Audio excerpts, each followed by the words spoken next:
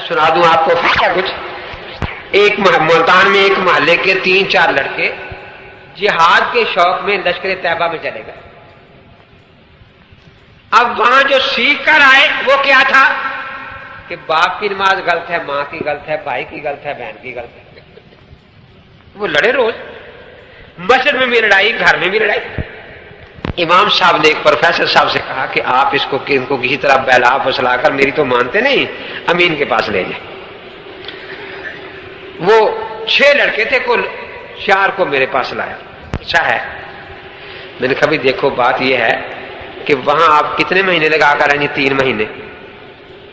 میں نے کہا جب آپ ان کے پاس گئے تھے تو آپ خالی ذہن تھے، جو کچھ وہ اللہ کے نبی کے نام سے تمہیں کہتے رہے تم مانتے رہے. یہی بات تھی نا کہ جی ہاں. میں نے کہا اب جب میرے پاس آئے ہو نا تو تم خالی و ذہن نہیں ہو. تمہارے ذہن میں یہ بات ڈال دی گئی ہے کہ وہ تمہیں اللہ کے نبی کی حدیث سے ہٹا کر ابو حنیفہ کے اقوال پر لگائے گا. کہتا جی بالکل یہی بات ہمارے ذہن میں ہے. میں نے کہا اب اصول تو یہ ہے کہ میں کہوں کہ کم از کم 3 مہینے آپ میرے پاس رہیں، میری باتیں سنیں، اس کے بعد پھر آپ کی اصلاح کا کچھ کیا جائے گا. لیکن میں 3 مہینے نہیں کہتا، صرف 3 گھنٹے آپ سے رہتا ہوں، وہ مجھے دیں، جو میں کہوں وہ کریں. کہنے کہ جی ٹھیک ہے. میں نے حدیث کتاب انہیں دی، میں بھی کچھ لکھ رہا تھا، مصروف تھا. میں نے کہا آپ یہ رفع دین کے ترک رفع دین کی حدیثیں مطالعہ کریں اور میں ذرا لکھ لوں. اب میں ان کی طرف دیکھ لیتا تھا، وہ پڑھتے تھے حدیثیں اور تھوڑی دیر کے بعد ایک دوسرے کو کونیاں مارتے تھے کہ یار وہ 3 مہینے جھوٹ ہی بولتے رہے کہ حنفیوں کے پاس حدیث نہیں، ابو حنیفہ کا قول ہے، یہاں تو حدیثیں بہت سی ہیں. وہ جھوٹ ہی بولتے رہے کہ حنفیوں کے پاس حدیث نہیں، ابو حنیفہ کا قول ہے. خیر جب وہ فارغ ہوئے میں نے پوچھا کچھ پوچھنا ہے کہ بس یہی پوچھنا ہے کہ کتاب کتنے کی آتی ہمیں لے دیں. میں نے کتاب منگوا دی، وہ بڑے خوش چلے گئے. اب انہیں بڑی پریشانی کہ 3 مہینے میں 6 بنائے تھے اور یہ 3 گھنٹے میں 4 چلے گئے.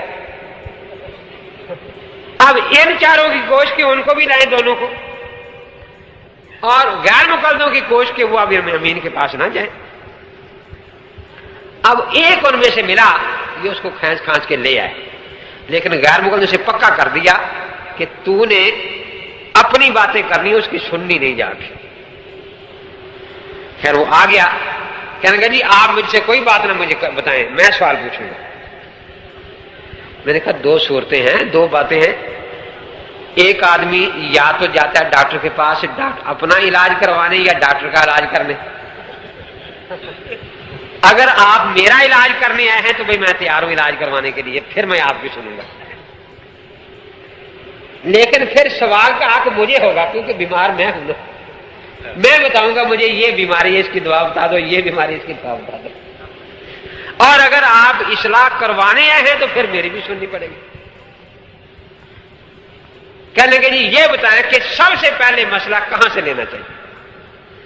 3-4 سب سے پہلے مسئلہ کہاں سے لینا چاہیے، سب سے پہلے مسئلہ کہاں سے لینا چاہیے. آخر میں تو ڈاکٹر ہوں، ان کا مجھے تو پتا ہے کہ مریض کہاں سے بول رہا ہے.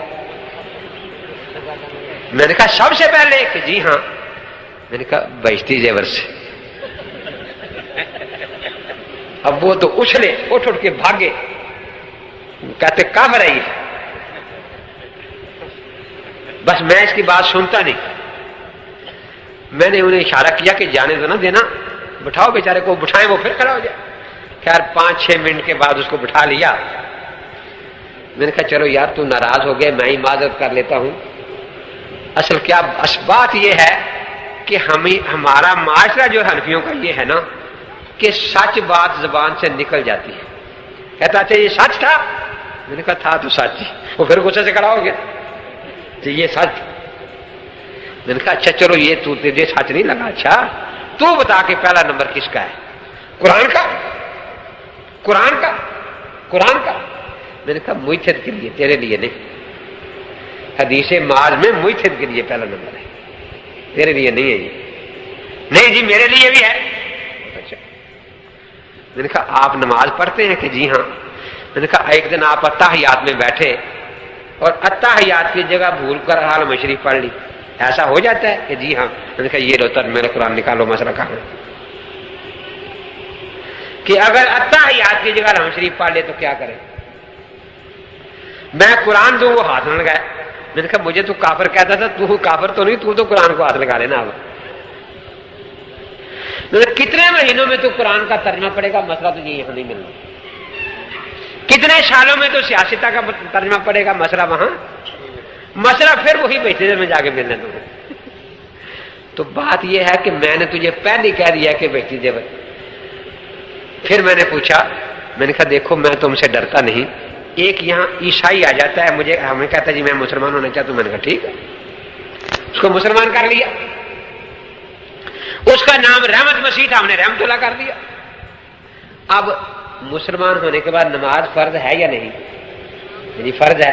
میں نے کہا میں تو سے نہیں ڈرتا, میں اسے بہشتی زیور یا تعلیم اسلام دوں گا کہ بھائی یہ 2 سطروں میں نماز کی شرطیں لکھی ہیں, کپڑے پاک کر لو, جسم پاک کر لو, نماز پڑھنی. میں اسے فقہ کی کتاب دوں گا.